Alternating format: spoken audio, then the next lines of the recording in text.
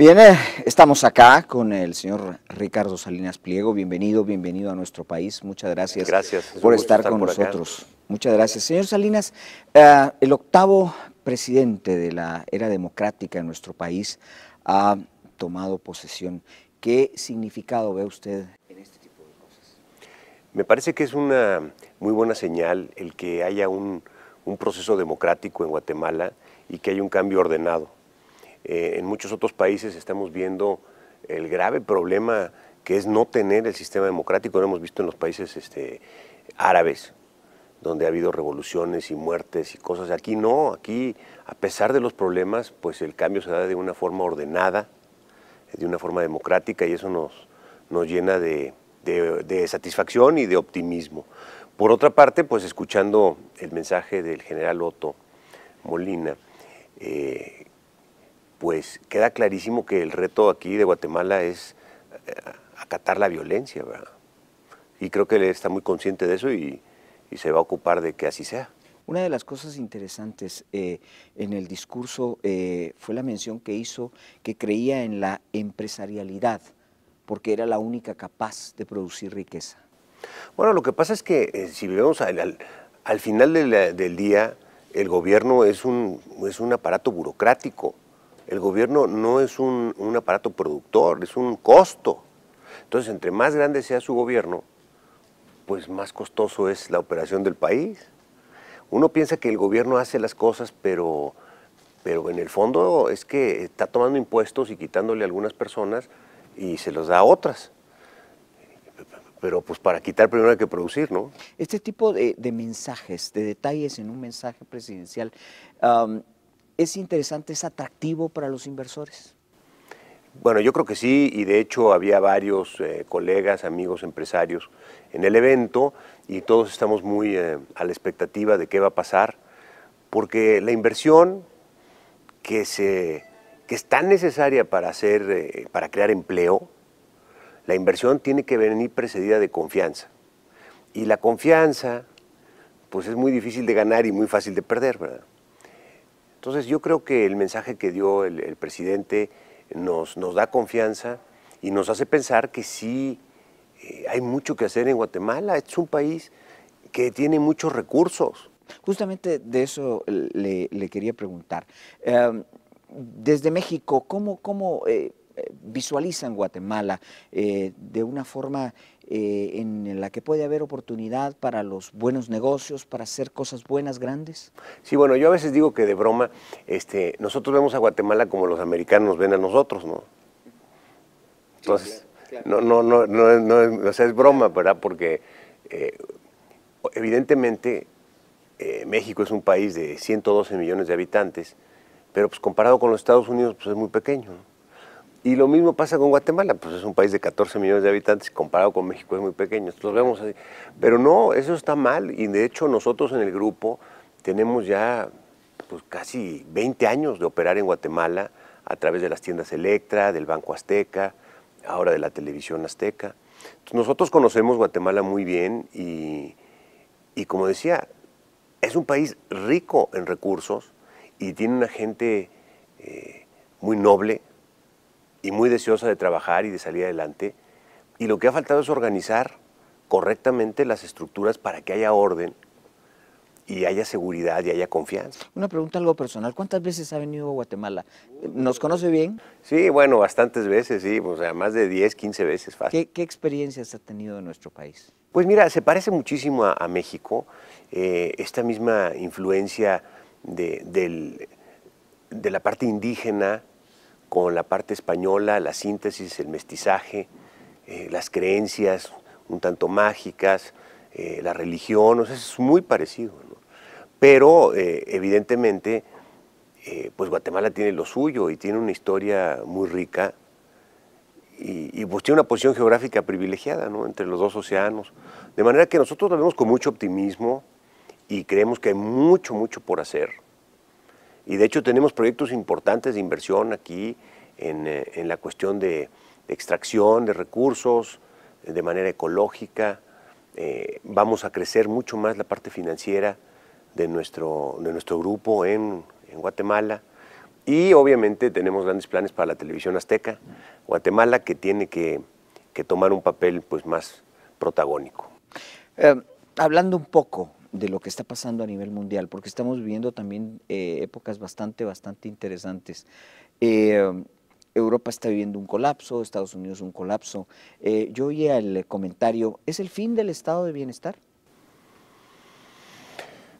Pues es muy buen punto, porque mira, el estado de bienestar se tiene que sostener o con impuestos o con deuda. Y ya vimos que el límite para la parte impositiva pues es muy clara, ¿no?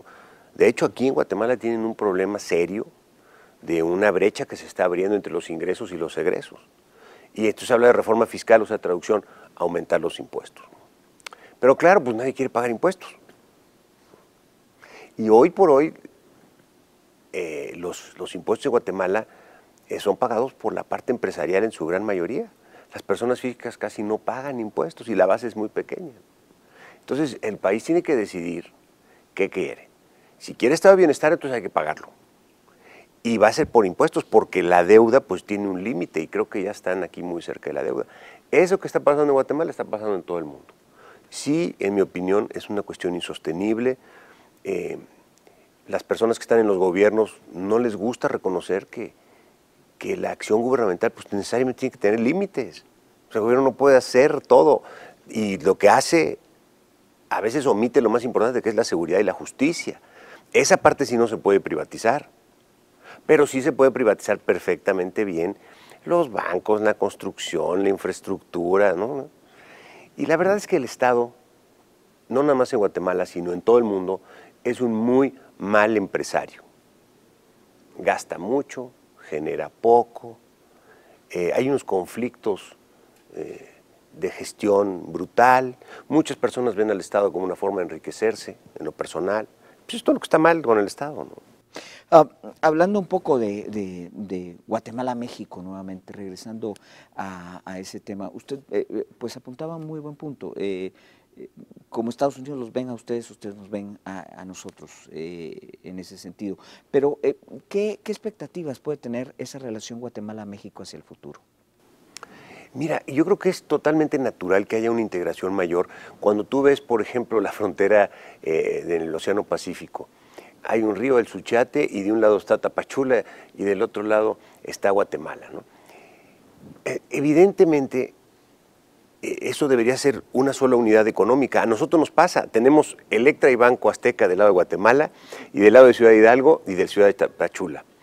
Pero nosotros mismos como empresarios lo manejamos como si fueran cosas completamente diferentes, cuando el cliente es el mismo. Claro. O sea, la visión que yo traigo es que una persona pueda ir a Tapachula o pueda ir del lado de Guatemala, no me acuerdo cómo se llama el lugar, es pequeño. Sí, Ciudad Tecumán, una de las Tecumán, ¿verdad? Eso. Entonces, que pueda ir y hacer sus operaciones en Electra o en el banco de una manera completamente transparente, como si no hubiera frontera. Nosotros ya estamos trabajando en eso. O sea, en un par de meses lo vamos a tener listo para que así funcione. Entonces, ¿por qué no puede ser así en las demás cosas? Yo he observado que en el cruce fronterizo de repente se hacen unas colas enormes de autobuses y camiones. ¿Y pues, qué? ¿Por qué es necesario eso? Del lado de Guatemala, por ejemplo, no hay un puerto, y del lado de México sí hay un puerto. Digo, está claro que los productores y los exportadores guatemaltecos pues, deberían poder aprovechar eso. Entonces, yo creo que hemos creado fronteras muy artificiales, donde ni los ríos, ni los animales, ni las personas las respetan porque no son naturales. Creo que debemos de trabajar en una integración mucho mayor para beneficio mutuo. ¿Es atractiva Guatemala como Guatemala o Centroamérica como tal? Pues mira, el problema de Centroamérica es esta gran fragmentación, ¿verdad? Digo, es un problema porque si el país es pequeño, pues es muy difícil que pueda sostener un Estado, ¿no? Pero bueno, pues así está la cosa y creo que han estado trabajando en mayor integración entre los países de Centroamérica. Lo veo difícil porque la cuestión política es muy fuerte, pero bueno, al menos en la parte económica ha habido grandes avances, como por ejemplo el intercambio de energía, ¿no? Ahora la eliminación de las barreras fronterizas creo que son pasos en la dirección correcta y sería mucho más atractivo para la inversión extranjera pensar en Centroamérica, en lugar de pensar en Guatemala, en Honduras, El Salvador, ¿no? Sí sería más atractivo. Ya para finalizar la entrevista, ¿qué le diría a usted a los guatemaltecos, sobre todo al presenciar este acto que ayer se dio, el 8º presidente de la era democrática, pues una elección, un cambio exitoso más?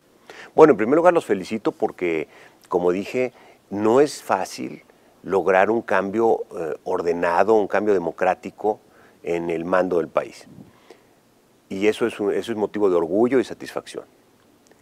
Y ahora yo creo que lo que sigue es ponerse a trabajar y apoyar al gobierno para que pueda dar seguridad, justicia, orden y progreso. Y exigirle al Estado que cumpla con esas funciones básicas, ¿verdad? Muchas gracias, señor Salinas. Muchas gracias por haber estado con nosotros y qué gusto tenerlo acá en Azteca, Guatemala. Gracias.